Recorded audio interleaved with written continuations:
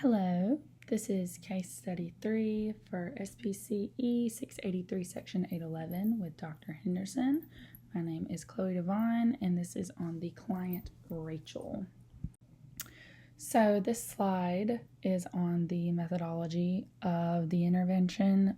Just to recap, our intervention was differential reinforcement of other behavior, which is DRO for short. These are the procedures.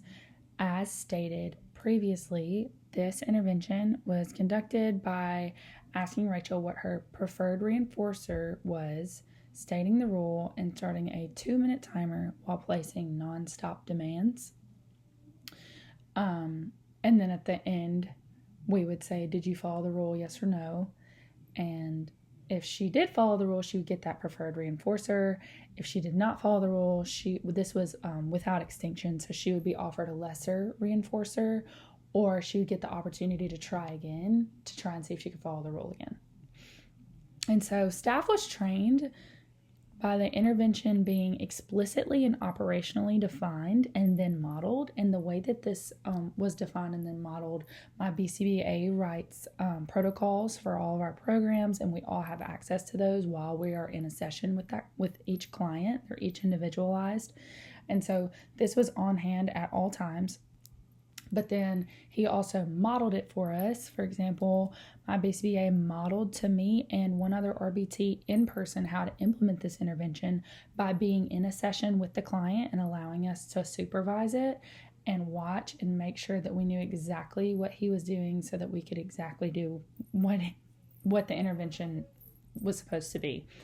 And then when another RBT began working with Rachel, she was given a video model to correctly implement it, and I have a snippet of that in the next slide. So this is the video model, and it demonstrates a snippet of video modeling used to train the other staff, and I will play that now. This is a video model for how to implement differential reinforcement of other behavior. This is just a section for the rule, since our client does speak in sign language. This is a video model for how to implement differential reinforcement of other behavior. This is just the section for the rule, since our client does speak in sign language. And so that was just the part of that DRO. That was the rule because that was the most tedious part of this intervention.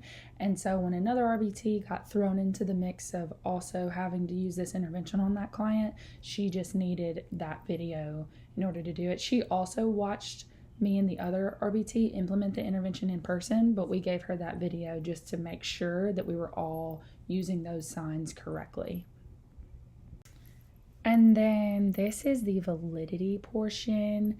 So internal validity shows that the data from before the intervention on the target behavior compared to after it was implemented showed a significant decrease, which concludes that intervention did have internal validity. So it did do what it was supposed to do, the intervention did. And then for social validity, the intervention was socially valid since these behaviors were not socially acceptable behaviors. Those are in quotations because I don't love those words together, but they were not technically socially acceptable, and these were decreased. So it did increase her quality of life, and social meaningfulness was definitely shown. There was one point where her school was, scared for her to be around other children, and so it was a very socially meaningful intervention. And then external validity, this specific intervention has not been used on other clients in my care, so I don't know if this specific intervention would work on another child that had the same undesired behaviors that also spoke in sign language. But there are multiple single case studies done on the effectiveness of DRO as a whole, so a basic DRO procedure does have external validity. And then lastly, treatment integrity was not measured, but it was communicated by mouth that the target behavior decreased significantly at school and at home, and we also shared with them the intervention plan.